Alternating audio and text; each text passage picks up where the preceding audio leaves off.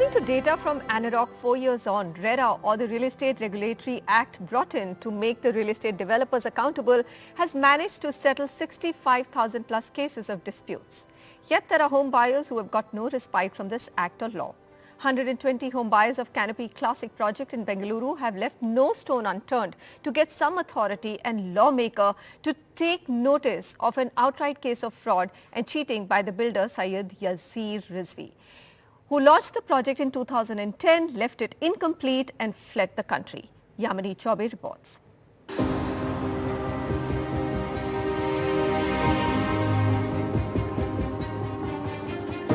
Glitzy advertising, slick brochures and tall promises. Every tool used by Syed Yasir Rizvi, a Bengaluru-based developer, to lure home buyers into booking a flat in his Canopy Classic project in the year 2010. A decade later, hundreds of buyers, many of whom are retired armed forces personnel, have no home, only a pile of debt. My wife had only one aim, to have a Graha Prayasha in this house. Unfortunately, by 2017, my wife got sick. Later on, she was passed away. The project came to a grinding halt in 2017 when the registered office in Bengaluru was shut. This was the first project or only project where I put my entire pension after leaving Air Force. We have been fighting the case with 65 members to NCDRC. 2.5 years, we are still yet to get a judgment. Cheated home buyers have repeatedly sought to launch an FIR in Bengaluru's Hennur police station. Struggling for months, in 2019 November, finally the charge sheet was filed. Even to investigate the matter, the police has not done properly. Charge sheet was filed almost 2 years after the FIR was registered. Both the people, Yasir as well as Zahir, got bail. Yasir never came back even on the bail condition, and still no action was taken by police even to have a non-bailable warrant. What's shocking is the fact that the promoter has abandoned the project after collecting 95% of the cost of these apartments from home buyers. He also managed to flee the country during his bail. Canopy Classic home buyers are now staring at the stark reality of never getting their homes. The promoter Syed Yasir Rizvi is now threatening to file for insolvency under the IBC or the Insolvency and Bankruptcy Code 2016. It seems he is untouchable and out of reach of both the Indian police and Indian judiciary unless someone wakes up to bring Syed Rizvi to justice. Joining me now is Advocate Sudarshan Suresh to give us legal options remaining for home buyers.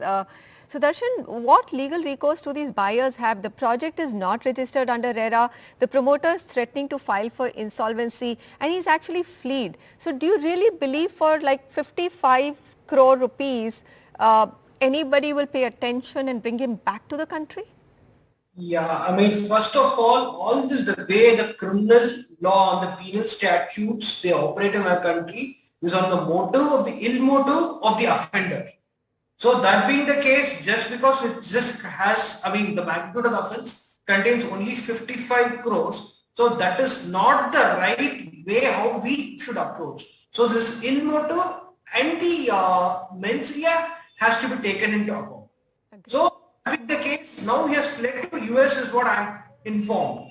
And India do have an extradition treaty with the United States. And secondly, this Fugitive Economic Offenders Act provides a ready mechanism. Right. So all it is, first we need to seek a declaration stating that he is a fugitive economic offender, trying to escape the law and flee the country. And once the declaration has been made, the act itself provides for attachment of his properties.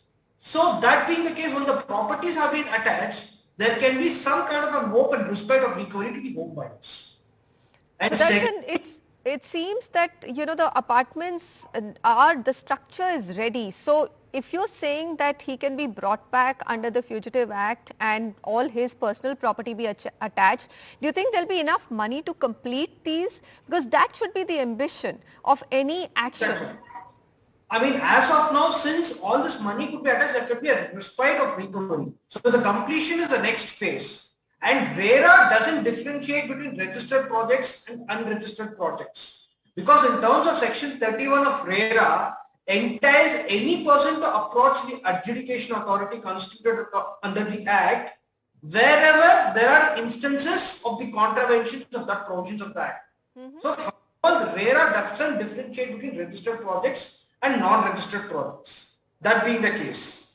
And secondly, since home buyers have also been classified as financial buyers, when they approach the National Company Law Tribunal to the Insolvency Bankruptcy Court, so there can be some kind of a resolution on that. All mechanism that could be brought in, wherein someone else, there are instances where a non-completed project, where the project has been altered to this resolution mechanism, someone else has also been permitted to take over the project.